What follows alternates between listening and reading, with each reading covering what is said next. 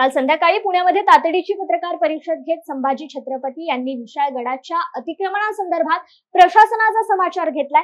राज्यातील सर्व लोकांना कल्पना आहे की मी अनेक वर्षांपासून गड किल्ल्यांवर काम करत असून विशाळगड झालेल्या अतिक्रमणाबाबत 1.5 वर्षाखाली तत्कालीन जिल्हाधिकाऱ्यांकडे तक्रार केली होती, पण प्रशासनाने ही गोष्ट गांभीर्याने घेतली नाही। इथे कोणत्याही जाती धर्माचा विषय नाही, तर अतिक्रमणाचा विषय। गडावरती कत्तलखाना आणि अनेक नको ती दुकाने होती, पार्ट्या होत होत्या, म्हणून मी आक्रमक झालो, अशी माहिती यावेळी संभाजीराजेंनी दिली आहे। भेट घेतल्याने सांगितलं की मला जी माहिती मिळालेली ही खरी आहे का, आणि ती माहिती अशी होती की 158 जे अतिक्रमण आहे दोन्ही धर्मातले, आणि ज्याच्यात तुम्ही पूर्वीच्या तत्कालीन जिल्हाधिकारी निर्देश दिले होते त्याच्यावरचा नेमका हा न्यायप्रवेश विषय आहे का, तर त्यांनी मी अभ्यास करून गेलो होतो आणि त्यांनी स्पष्टपणाने सांगितलं की 158 पैकी 6 काय 7च हे न्यायप्रविष्ट विषय आहेत, आणि त्याच्यावर सुद्धा वर्षभर एकदाही हिअरिंग झालेली नाहीये।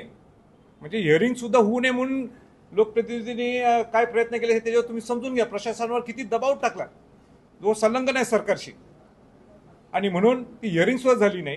मी म्हटलं बाकीचे जर तुम्ही का काढत नाही, तिथं कुठं काय धर्माचा विषय कुठला काय विषय, इथं अतिक्रमणाचा विषय आहे। कारण का हा विशाळगड किल्ला, मी त्या जिल्हाधिकाऱ्यांनी सांगितलं माझा सुद्धा काल लढा आहे, हा विशाळगड किल्ला नुसता विशाळगड नाही, हा विशाल आहे, नावाप्रमाणे तो विशाल आहे। या विशाळगड किल्ल्याने छत्रपती शिवाजी महाराजांना आश्रय दिला, रक्षण केलं शिवाजी महाराजांचं। ज्यावेळी पन्हाळ्यातून शिवाजी महाराज सुटले, म्हणजे जे वेढा त्यांच्यावर होता सिद्धी जोहरचा, तिथून जे सुटले ते विशाळगडला गेले। जी पावनखिंडची जी लढाई आपण जी झाली म्हणते, जे परवाच 13 जुलैला पावनखिंड संग्राम दिन म्हणून आपण साजरा केला, तो शिवाजी महाराजांना आश्रय दिला, रक्षण केलं स्वराज्याचं या विशाळगड किल्ल्याने।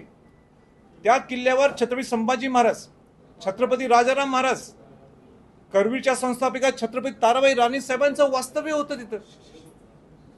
विशाळगड किल्ल्याने खऱ्या अर्थाने शिवाजी महाराजांचे नातू, तारा राणींचे पुत्र शिवाजीराजे पहिले कोल्हापूरचे, करवीरचे, त्यांचा राज्याभिषेक तिथं झाला। अनेक राजधानी जे राजधानी आहेत, रायगड, राजगड, झिंजी, तुमचं सातारा, पन्हाळा, करवीर, त्यामध्ये एक राजधानी विशाळगड सुद्धा शिवाजी महाराजांची होती। आणि ह्या विशाळगड किल्ल्यावर जिथं लोक माती लावायला यायला पाहिजे की ह्या एवढं रक्षण केलं शिवाजी महाराजांच्या किल्ल्यावर, ह्या ठिकाणी इतक्या गल्लीच्या पद्धतीने अतिक्रमण, कत्तलखाना ओपन, बकरे कापा, तिथंच मांस मोस, तिथंच रक्त जाते वाहत, कोंबड्या कापणे, कोंबड्याच्या पंख तिथंच पडलेले, दुर्गंधी, मद्यपानच्या पाहिजे त्या पद्धतीने मद्यपान करतात त्या गडावर, अशाच बाटल्या पडलेल्या, पार्ट्या जोरात पाहिजे तसं। कर्नाटकातून सगळ्यात जास्त लोक तिथं येत होते, आणि एवढी दुर्गंधी असताना हा शिवाजी महाराजांचा विशाळगड किल्ला, हे मी कलेक्टरना विचारलं, म्हणजे तुम्ही वर्षभर तुम्ही एक हिअरिंग घेऊ शकला नाही, आणि बाकीचे तुम्हाला जर तिथं न्यायप्रवेश विषय नसेल तर तुम्ही काढत का नाही? आता ह्याच्यासाठी मी आक्रमक नाही व्हायला पाहिजे का? ह्याच्यासाठी मी हा विषय नाही उठवायचा का? मी त्यांना सांगितलं की हा विषय ताबडतोब तुम्ही सोडवायला पाहिजे, नाहीतर आम्ही विशाळगडला जाऊ। त्यांनी लाईटली घेतलं, आणि शेवटी मला हात द्यावा लागली, चला विशाळगडला मुक्त करण्यासाठी। त्याच्या पलीकडे मला आम्ही तुम्हाला जाऊन सांगायचं, तिथं एक सगळ्यात मोठा अतिरेकी, देशद्रोही यासिन भटकळ, इंडियन मोजाहिदचा फाउंडर, तुमच्या जर्मन बेकरीचा मुख्य आरोपी, मुख्य पुण्यातला, अनेक तिने जे 8-9 मोठे बॉम्बस्फोट झाले त्याचा तो आरोपी, तो तिथं 7 दिवस राहिलाय विशाळगडवर। आणि आमचे पालकमंत्री आत्ताचे हसन मुश्रीफ सुद्धा त्याच्यावर काही बोलत नाहीत। पूर्वीचे पालकमंत्री, गृहराज्यमंत्री सतेज पाटील त्याच्यावर काय भाष्य करत नाहीत। ते सगळं चालते का? आणि म्हणून हा लढा मी उभा केला। आता ह्याच्यात माझी काही चूक आहे का? शिवाजी महाराजांच्या किल्ल्यावर, विशाळगड किल्ल्यावर ह्या गोष्टी चालून द्यायच्या, आणि मग माझ्यावर काही इकडे तिकडे आरोप करायला लागलेले।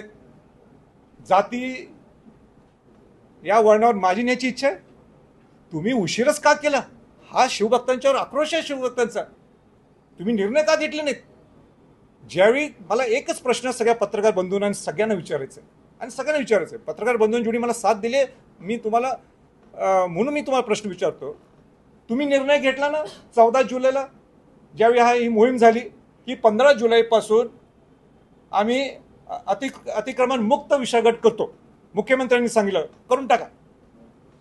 मग हा न्याय प्रवेश विषय कुठून आला. मग अतिक्रमण मुक्त हे तुम्ही 6 महिन्याच्या अगोदर का केलं नाही. 1 वर्षाच्या अगोदर का केलं नाही हा माझा प्रश्न आहे. जनतेने सुद्धा समजून घ्यायला पाहिजे माझी ही भूमिका ही आहे रास्त आहे काही चुकीची आहे. पण मला आनंद आहे की उशीर झाला असला तरी हा निर्णय अगोदरच होऊ शकला असता. हे आंदोलन व्हायची गरजच नव्हती. ही मोहीम विशाळगडवर मी जायची गरजच आली नसती. पण तरी मला आनंद आहे की मुख्यमंत्र्यांनी 14 जुलैला निर्णय घेतला. मुख्यमंत्र्यांनी आदेश दिले कोणाला जिल्हाधिकाऱ्यांना जे न्यायप्रविष्ट जे नाही आहेत ते काय 6-7 नाहीत बाकीचे जे राहिलेले आहेत ते तुम्ही अतिक्रमण काढून टाका. आणि आज आनंदाने मला सांगायचं आहे की ती काल सुरुवात झाली. कालच पहिल्याच दिवशी 70 जे काय अतिक्रमण होते 148 काय 100 आकडा चुकत असेल माझा 158 पैकी एक 7-8 सोडायला पाहिजे ते 152 काही त्याच्यातले 70 जमीनदोस्त झालेत काल. आजचा आकडा मी तुम्हाला सांगितला नाही. आज 100च्या जवळपास सुद्धा गेला असेल. कारण पाऊस जोरात चालू आहे अतिवृष्टी आहे टप्प्याटप्प्याने कामं होणार. पण मी म्हणून मुख्यमंत्र्यांचा सुद्धा मी आभार व्यक्त करतो. सगळ्या शिवभक्तांचा आभार काय धनंजय जाधवने माझा आभार व्यक्त केला. मला आभार व्यक्त करायची काही गरज नाही आहे. मी निमित्त आहे. मी सुद्धा एक शिवभक्त आहे. मी सर्व शिवभक्तांचा मनापासून आभार व्यक्त करतो. जे जे त्या मोहिमेला आले असतील त्यांचा मी आभार व्यक्त करतो. तुमच्या प्रेशरच्यामुळं आज ते सरकारला निर्णय घ्यावा लागला म्हणून माझं शिवभक्तांचा सगळ्या शिवभक्तांचा आभार व्यक्त करतो. मी प्रामुख्याने इलेक्ट्रॉनिक मीडिया प्रिंट मीडियाचा सुद्धा मला आभार व्यक्त करायचा आहे. का मी 4-5 दिवसात हा विषय आणला समोर पण तुम्ही हा विषय शेवटच्या लोकांच्या शेवटच्या घटकापर्यंत आपण पोचवला.